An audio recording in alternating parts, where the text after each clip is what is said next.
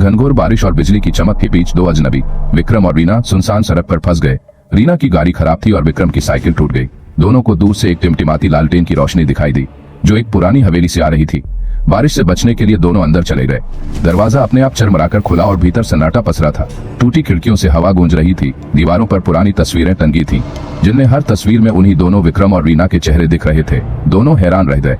तभी पीछे से आवाज आई, 100 साल पहले भी तुम दोनों ऐसे ही लौटे थे। दोनों ने पलटकर देखा, दरवाजा गायब था और सामने एक बूढ़ी औरत खड़ी थी जिसकी तस्वीर भी उन दोनों की तस्वीर के साथ दीवार पर टंगी थी।